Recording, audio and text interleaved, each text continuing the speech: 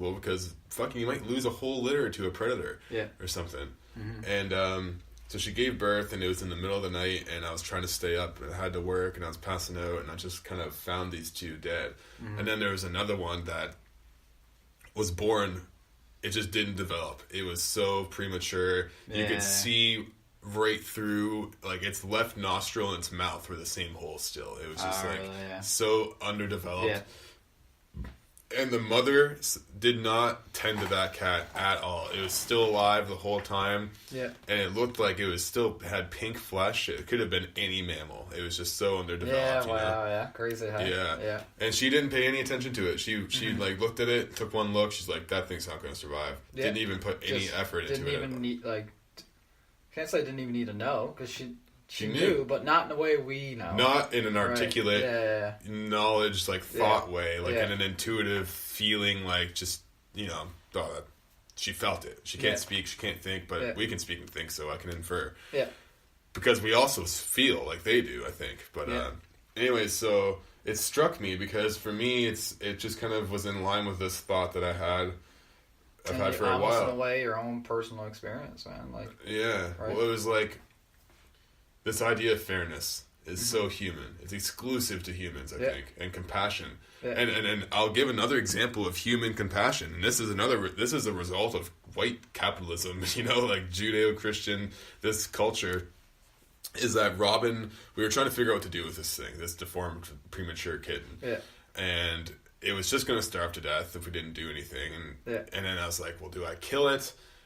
And I was like, what if it could have survived in some way? I wouldn't be able to get that thought out of my head if I killed it. But I also just couldn't sit there and watch it starve. And so I went to work, and Robin said she would do something. She went online and found this animal rescue that actually has little fucking incubators for kittens. Like, they deal with this shit. Yeah. And so we brought the kitten to her. They were amazed it even survived as long as it did. And they had it tube fed every hour in an incubator for it lived for another like day and a half basically, and it did die.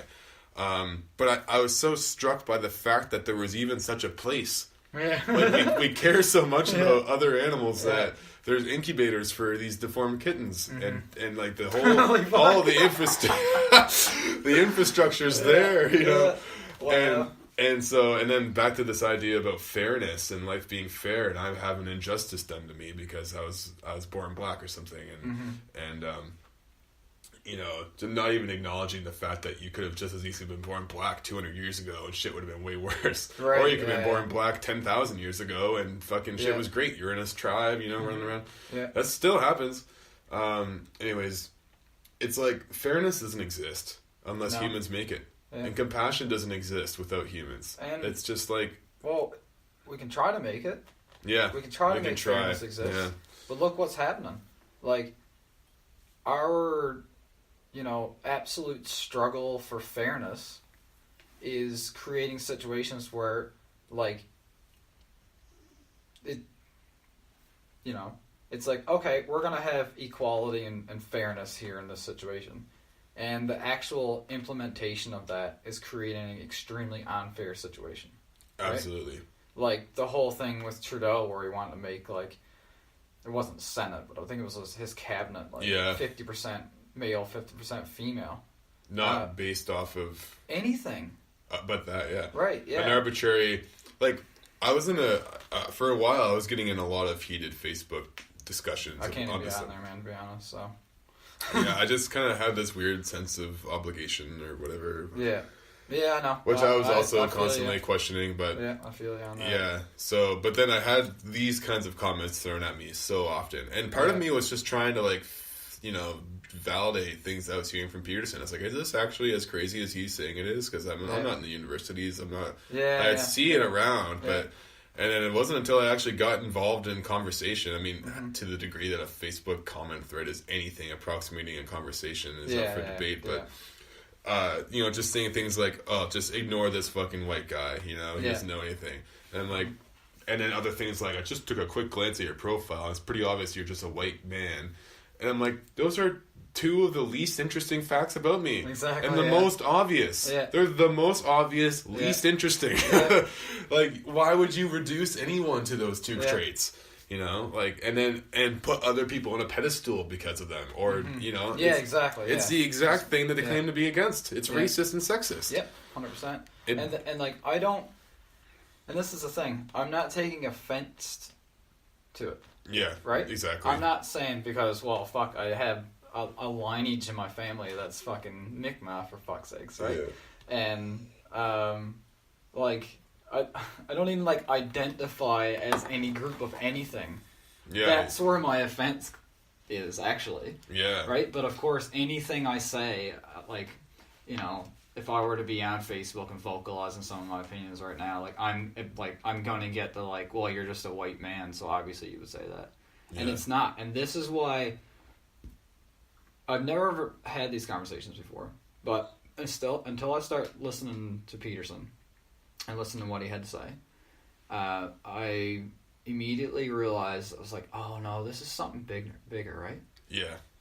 There's something bigger going on here. And, because I've always said that, I was like, listen man, like, we live in Canada, everything's great, right? Not everything's great, but... It's pretty fucking great, though. We've got a pretty fucking terrible history with the fucking First Nations people of this country, and that was a fucking absolute atrocity, no doubt about it. It's good that history is being presented, for sure, and I completely, like, I think that, like, that needs to run its course too, for sure, and, you know, because we're better off as, let's just say, two groups realizing that we are allies, you know, like, we have something to offer each other, or we have tools to offer each other, but when I start to, like, listen to what Peterson had to say and realize that, like, this whole, like, push for diversity and this whole push for equality actually meant the stifling of the ones in any group who are the most productive and the most, like, aggressively productive and the most dedicated to, you know, spending their entire lives and entire waking moments at something. Like, I start to realize, like, holy fuck, that's exactly what happened in the past. They, like, try to, like, level society. Yeah. And the minute that you do that, well, you know, you look at this whole struggle thing, the ones who are benefiting most from the sacrifice aren't going to get that benefit anymore. Yeah. You know? And it's just like, that's a really terrible road to go now. It really is. And it is for many complicated reasons, which is why exactly, I think these conversations are so important. Mm-hmm. It's just... And it's not about being fucking of any race, and it's not about saying, well, oh man, you should just fucking suck it up and get on with it. Like, I realize there's racism, and I realize it's a terrible thing, and, like, no doubt about it, I realize there's, like, terrible injustices done to women at the hands of men, and, like, they've been, you know, they've had a terrible time in the court system for a long time, and all that stuff, but it's just, like, that's one thing. But what we have to realize is that there's actually an idea that has emerged in a select area of oppressed groups of people where they think that everybody should be equal. And that's like, no. Because I can't sit by and watch that happen. No. Because I like the idea that I can try to do what I want to do and be as good as I possibly can, as productive as I possibly can, and give to humanity. And I don't want somebody to tell me that I shouldn't be able to do that because I'm a male and I'm white. Yeah. Seriously. It's the exact same thing that the so-called oppressed people want. Yeah. It's like, if you actually want that for everybody, then this ship needs to keep going in the direction it's going in. Because the direction it's going in is good. We've got rid of slavery. We've liberated women. We're moving moving the ship forward. And we're always trying to improve. Exactly. Yeah. And so, but this idea is just not the right move. And it's like, you know, to the idea that, say you became very successful at your brewery, means you're oppressing all the other people who aren't successful. Exactly. And that's the idea. Regardless of your actual skill and dedication. Yeah, that's the whole thing. Yeah, regardless of who I am as a person. And that's the other thing, too. It's like, oh, you're on top because you're white or something. It's like, you're completely disregarding all the subtle nuances that make up Glen O'Keefe. Yeah, you know? exactly. And that's the reason you don't get offended in the same kind of way that someone might think of the word offended towards these things. Yeah. It's an offense against you as an individual. And that's what makes this country great, is we value every individual regardless of those trivial things. Because the fact that you're a man and the fact that you're white are trivial and irrelevant. Yeah, exactly, You know, it's like... and that's the thing, we're all arguing the same side, right? I know. It's just the minute that it's like it gets too overboard. Yeah. Man, it's just... And it's interesting, too, because I think with society and with people and with our own lives, too, like, you walk such a fine tightrope. Yeah. You know? Like, you make one fuck up bad enough and it haunts you the rest of your life. Yeah. And people say you're supposed to live without regrets. It's like, you've never actually fucked up anything if you don't. Yeah. You know? Right, you're just somehow lucky enough to not actually fuck up bad enough that you don't regret anything. But it's like, you know, these ideas, because it's right that we should make things more fair, and it's right that we should give everyone equal opportunity. And to the so-called oppressed young black youth, I would say listen to David Goggins' story. Did you watch that podcast with that guy? No. David Goggins. He's this guy he's a black guy. I can't remember where in the States he grew up, but he had an abusive father, threw him down the stairs as a kid, threw his mom down the stairs, beat the shit out of them all the time, him and his brothers.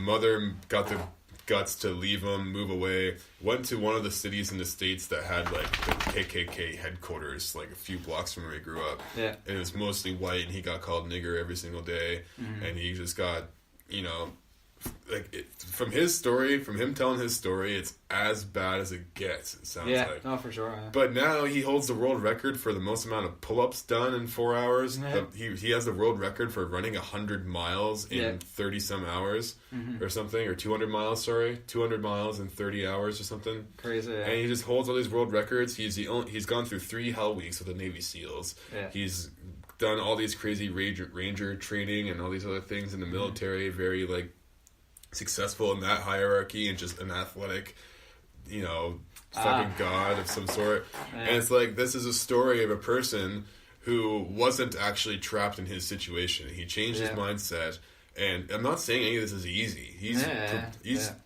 He's jumping over hurdles that I've never even thought about facing. Yeah, exactly. And has gone beyond what I think I can do, even now. Yeah. But it's inspiring even for me, because it's regardless of race. You know? Exactly. And now he's this beacon of hope for everyone. Despite of the racial situation. Yeah. Right? Yeah. This person has these qualities. Yeah. Right? Yeah. And is able to do something with it. Yeah. Achieve what seems unachievable. Yeah. And that's the thing. It's too easy to just get off on the conversation of, like, not even apologizing, but like it's. I find myself always being like, oh no, well no, like obviously racism is the thing. It's just that's not even like where I'm coming at it from. Mm-hmm. But and the kind of thing I just realized when you were talking about it, it's just like,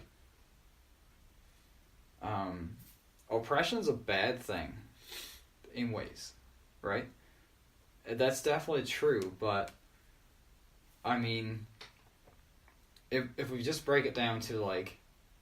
If you're looking at overall, like, the history and one group against another group, which is like if you were to look at, like, the Western Europeans coming over here and having the struggles that happen with First Nations people here and all that sort of thing, right? That's like, it was only identifiable as white people versus First Nations people because that's what it happened to be. Yeah. It wasn't at all. This was a group of people from a region that came over to another region and struggled with them, right? Yeah. Well, this is the thing that's like, no one wants to think about all those different people as actual humans. Yeah, exactly. That were as complex as any other human. Yeah. Trying to sort out the craziest of situations, too. And I mean, the whole, like, concept of, like, us getting something from struggle, that was struggle. And I'm not trying to say that the world's a better place because of that struggle or something. Who's to say? But I mean, this is what we do. Like, you know? Yeah. You know, and I believe in good, and I believe, you know, in the pursuit of trying to find